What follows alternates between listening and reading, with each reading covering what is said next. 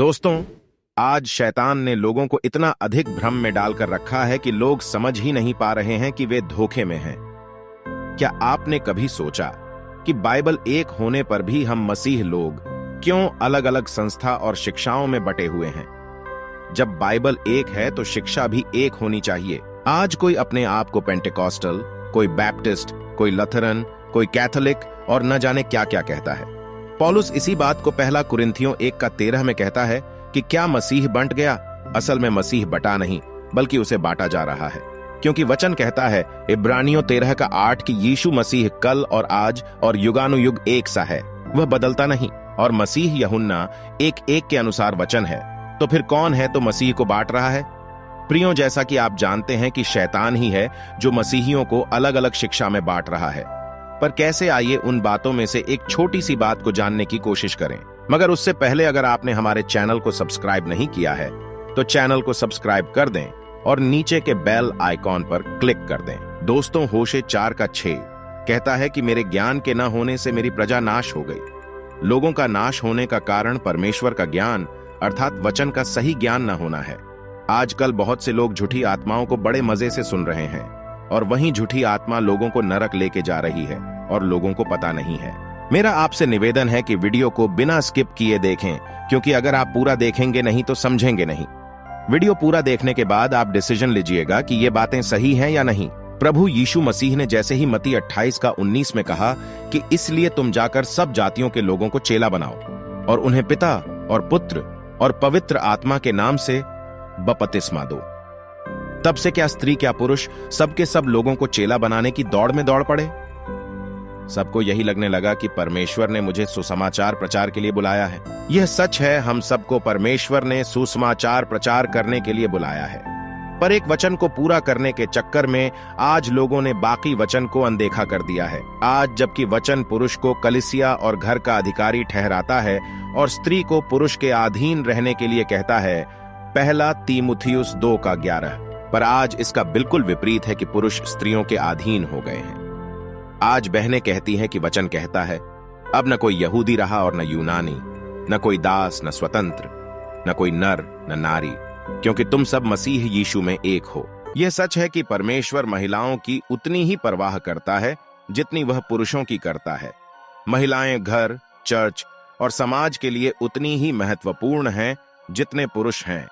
मसीह में महिलाएं पुरुषों की तरह परमेश्वर के समक्ष आत्मिक स्थिति और आशीष में समानता का आनंद लेती हैं। इसका मतलब यह नहीं है कि पुरुषों और महिलाओं की बनावट और जिम्मेदारियों में कोई अंतर नहीं है। यह वास्तविकता है जिसे आज कलीसिया को स्पष्ट होने की आवश्यकता है कि पुरुषों और महिलाओं को स्पष्ट रूप से परमेश्वर द्वारा अलग अलग तरीके से बनाया गया था। शुरुआत में पुरुष और महिला परमेश्वर के सामने अपनी स्थिति में समान थे, परंतु जब हव्वा सर्प की बात सुनकर अपराध करने लगी तो वाचा बदल दी गई। स्त्री को अब पुरुष के अधीन कर दिया गया। पहला तीमुथियुस 2:12 कहता है कि मैं कहता हूँ कि स्त्री न उपदेश करे और न पुरुष पर अधिकार चलाए, परंतु चुपचाप रहे। दूसरा तीमुथियुस 3:16 कहता है कि संपूर्ण पवित्र शास्त्र परमेश्वर की प्रेरणा से रचा गया है और उसी तरह उत्पत्ति 1:1 को भी और प्रकाशित वाक्य 22:21 भी। बाइबल को लिखवाने वाला परमेश्वर है और वहीं परमेश्वर कहता है कि कोई स्त्री उपदेश ना करे। अंग्रेजी में लिखा है but I suffer not a woman to teach, कोई स्त्री ना सिखाए। बाइबल किसी स्त्री को पास्टर होने से साफ मना करती है, पर आज बहुत से सेवक स्त्री प्रचारकों को पुलपिट में खड़ा करते हैं और प्रचार करवाते हैं और कहते हैं कि यीशु मसीह जब जी उठा तो मरियम जो कि एक स्त्री थी पहला प्रचार की, साथ ही साथ और स्त्रियों ने भी सुसमाचार प्रचार किया। बहुत से प्रचारकों द्वारा यह भी कहा जाता है कि बाइबल में एस्तेर, रुत जैसी स्त्रियां थीं जिनको परमेश्वर ने इस्तेमाल किया। कुछ प्रचारकों का कहना है कि प्रेरितों के काम में फीबे नामक स्त्री प्रचारक थी। तो क्या सचमुच बाइबल स्त्रियों को प्रचार करने देता है या उन्हें मना करता है? आइए वचनों से इसको समझने की कोशिश करें। याद रखिए, नया नियम पुराने नियम की छाया है। सबसे पहली कलीसिया जो हुई वह मिस्र से निकली और उनका पास्टर मूसा था। पर जैसे जैसे कलीसिया आगे बढ़ी और इस्राएल के 12 गोत्र हुए, परमेश्वर ने अपनी भवन की सेवा करने का काम लेवी के गोत्र को दिया। अब परमेश्वर की भवन की सेवा सिर्फ लेवी गोत्र के लोग करते थे, जिन्हें याजक या महायाजक कहा जाने लगा। पुराने नियम में परमेश्वर की भवन की सेवा लेवी की गोत्र के अलावा कोई नहीं कर सकता था। अगर लेवी के गोत्र को छोड़ कोई और सेवा करने की कोशिश करता या परमेश्वर के संदूक को छूने की कोशिश भी करता था तो वह मार डाला जाता था। पहला इतिहास 13:10। यह बात आगे बढ़ी और कलीसिया यीशु मसीह के समय पहुंची और उस समय वहां सुलेमान का मंदिर था जिसकी सेवा याजक या महायाजक करते थे। याजक या महायाजक को छोड़ और किसी को भी परमेश्वर के पवित्र स्थान में जाने की अनुमति नहीं थी। अब मेरे भाई या मेरी बहनें मुझे जरा बताएं, जैसा कि आपका पास्टर आपको बताते हैं कि मरियम और बाकी स्त्रियों ने भी यीशु के जी उठने का प्रचार किया था, तो इनमें से कितने ऐसे महिलाएं थीं जिनको याजक और महायाजक का पद मिला था और वे परमेश्वर की वेदी की सेवा करती थीं?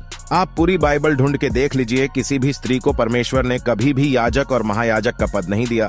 याजक और महायाजक का पद केवल पुरुषों के लिए था। और ठीक यही बात आज के समय में आती है जब एक पास्टर का पद पुरुष के लिए है, न कि स्त्रियों के लिए, क्योंकि एक पास्टर का स्थान याजक का होता है।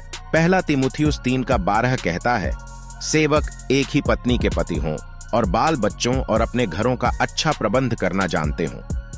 यहाँ वचन स्पष्ट रूप से पुरुष ही की बात कर रहा है, न कि स्त्री की। दोस्तों, उत्पत्ति में परमेश्वर ने हव्वा से कहा कि ज्ञान के वृक्ष का फल न खाना। परमेश्वर ने न या नहीं करने को कहा था। ठीक वही बात परमेश्वर ने पहला तीमुथियुस 2:12 में कहा कि मैं कहता हूं कि स्त्री न उपदेश करे। यहां भी वचन किसी महिला या स्त्री को न या नहीं कह रहा है, पर शैतान ने आज स्त्रियों को वैसा ही भरमाया हुआ है जैसे उसने हव्वा को भरमाया। जरा इसे समझिए। शैतान हव्वा के पास आया और कहा, क्या सच है कि परमेश्वर ने कहा तुम इस वाटिका के किसी वृक्ष का फल न खाना? स्त्री ने सर्प से कहा, इस वाटिका के वृक्षों के फल हम खा सकते हैं, पर जो वृक्ष वाटिका के बीच में है उसके फल के विषय में परमेश्वर ने कहा है कि न तो तुम उसको खाना और न ही उसको छूना, नहीं तो मर जाओगे। तब सर्प ने स्त्री से कहा, तुम निश्चय न मरोगे। आइए आज के समय में इस बात को लागू करते हैं। शैतान स्त्री प्रचारकों के पास आता है और कहता है, क्या सच है कि परमेश्वर ने कहा कोई स्त्री उपदेश न करे?